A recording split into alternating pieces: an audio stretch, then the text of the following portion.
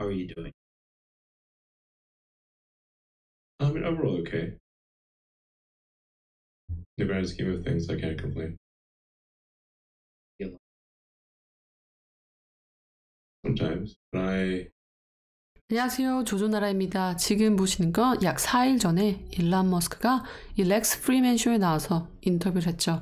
굉장히 진지한 모습들을 볼 수 있는데요.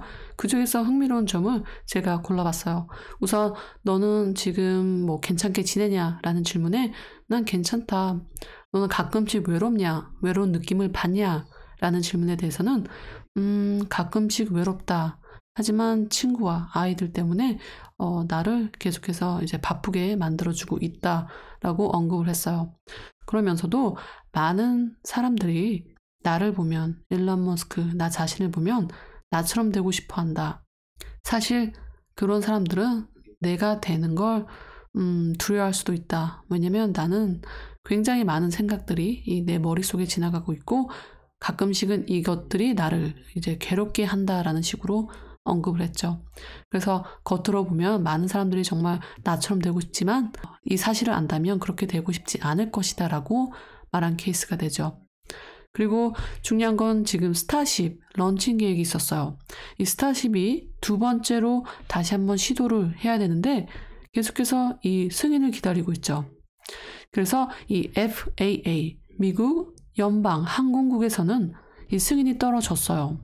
승인이 떨어졌는데 지금 우리는 이 낚시와 이 환경보존 거기서 라이센스를 기다리고 있다라고 했어요. 그래서 이게 떨어지는 대로 17일 그러니까 이번 주 금요일 날 이 북미 시간으로 스타쉽을 두 번째로 런칭할 계획이다라고 언급을 했어요. 그래서 하는 말이 아니 지금 우리가 미국 연방 항공국 이 라이센스 면허증을 받았는데 내가 낚시 면허증을 받아야 한다라고 웃음을 자아냈죠. 그 정도로 이 미국에 정말 많은 이런 절차 과정이 있다. 지금 미국 같은 경우는 전 세계에서 우주로 가는 그런 경기가 벌어지고 있어요. 그런 경주에서 더 하루 빨리 앞서 나가야 되는데 이러한 절차 과정 때문에 자꾸 느려지는 그런 경우를 볼 수 있죠. 그래서 일론 머스크도 자기 트위터 그러니까 지금 X를 통해서 나는 낚시 면허증을 사야 된다라고 언급한 적이 있죠. 우스갯소리로 이렇게 언급을 하면서 얼마나 많이 이 미국에서 절차 과정이 있는지에 대해서 사리카즘으로 말을 한 것 같아요. 지금 미국이나 이 캐나다 같은 경우는 낚시를 할 때 낚시 면허증을 사야 돼요. 어느 한 곳에서 낚시를 할 수 있게 해주는 그러한 면허증이죠. 만약에 이 낚시 라이센스가 지금 떨어지게 된다면 이번 주 금요일 날 스타쉽 두 번째로 런칭이 될 수 있다라고 언급을 했어요. 그래서 하루빨리 승인이 완벽하게 떨어져서 일론 머스크가 언급한 것처럼 11월 17일 날 제2차로 스타쉽이 궤도를 향해서 날아가는 그러한 모습을 볼 수 있을 거라고 생각이 됩니다. 그리고 두 번째 뉴스는 지금 보시듯이 EG라는 그룹의 회사예요. 영국에 본사를 두고 있고 전 세계적으로 그러니까 이 미국, 호주, 유럽을 기반으로 계속해서 크게 성장하고 있는 회사죠. 주유소, 그러니까 편의점, 패스트푸드, 레스토랑 이런 것들을 체인점으로 계속해서 크게 성장하고 있는 회사고 약 2021년 기준으로 해서 지금 이 수익, 레베뉴가 약 26빌리언이 돼서 26빌리언이나 되는 아주 어마어마한 회사죠. 이 이지 그룹 회사가 오늘 테슬라 슈퍼차저 하드웨어 계약을 체결을 했어요. 그리고 이 슈퍼차저에 따른 기술들을 자기들이 사겠다라고 했죠. 그래서 지금 슈퍼차저 같은 경우는 하루에도 몇 수십 개씩 뻗쳐나가고 있죠. 이 세계에서.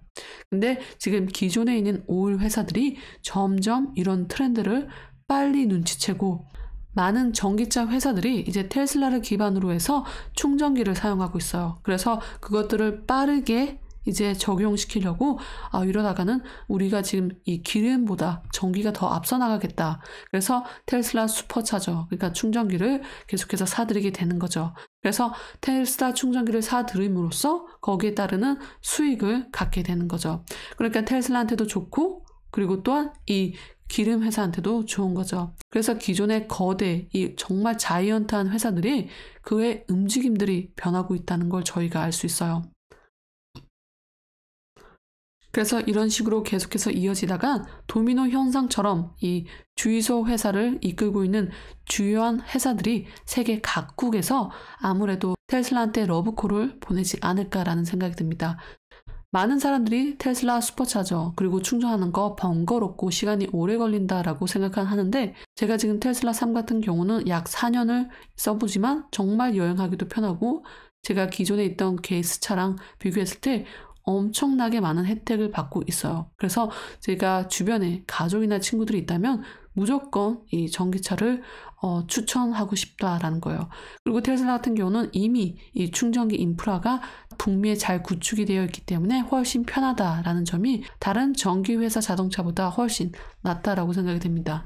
그리고 이 아주 거대 그룹, 이지 그룹 같은 경우는 지금 슈퍼차저를 사겠다, 하드웨어, 스킬 그런 것들을 테슬라한테 사겠다라고 했어요. 근데 흥미로운 점은 테슬라가 최근에 이 BP와의 계약에서 계약금도 다 밝혔고 그런 금액 같은 것도 다 밝혔어요. 하지만 이번 이지 그룹과의 계약은 약 비밀로 되어 있죠. 그 누구도 얼마만큼, 얼마나 많이 계약이 체결된 건 모르고 있다라는 거예요. 그만큼 약간 비밀적으로 계약이 완성됐다. 제 개인적인 생각으로는 아무래도 그 금액이 훨씬 크지 않나라는 생각이 듭니다. 그래서 이런 것들을 보면은 계속해서 이 주유소를 기반으로 한 많은 회사들이 하루빨리 테슬라와 계약을 체결하려고 하는 그런 것들을 저희가 알 수 있죠. 이지 사업 관계자는 이 회사가 현재 약 600개의 EV가 있지만 나중에 약 2만 개로 늘릴 것이다 라고 언급을 했고요. 그리고 지금 세계적으로 이 영국뿐만 아니라 유럽, 미국, 그리고 오스트레일리아, 호주, 그리고 미국까지 계속해서 크게 뻗쳐나가고 있다라는 사실, 재생 에너지의 변환점에 서 있다라는 걸 저희가 알 수 있죠. 이 변화를 빨리 받아들이느냐 혹은 계속해서 자기가 가지고 있는 그 기존의 기술들을 다 잃을 것이냐. 그래서 많은 회사들이 이쯤에선 결정을 해야 될 때라고 저는 생각이 됩니다. 그리고 세 번째 뉴스는요. 지금 보시는 건 론 베런이라고 일론 머스크와 오래도록 친분이 있고 일론 머스크 회사에 엄청 많은 자금을 투자한 회사죠. 일론 머스크의 회사에 투자를 많이 한 투자자예요. 이 론 베런이라는 사람은 그 정도로 엄청나게 테슬라에 대해서 굉장히 열광하고 있다, 굉장히 기대하고 있다라고 크게 알려진 투자자이죠.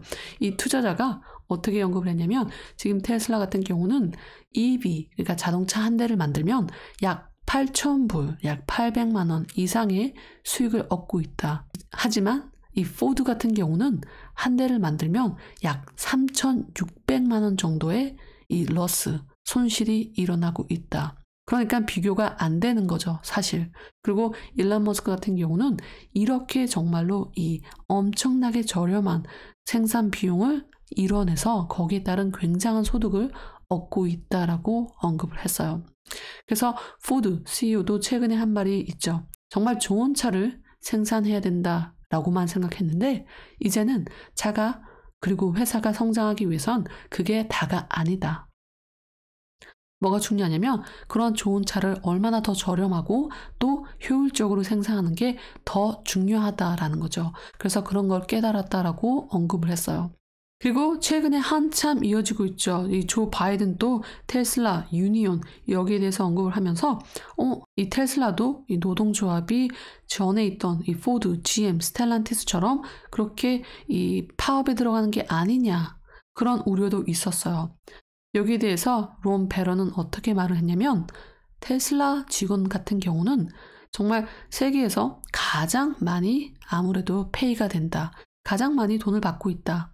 그러한 이유에는 이 테슬라 주식, 이 쉐어, 주식 옵션 때문에 거기에 따르는 이익 때문이다라고 언급을 했죠.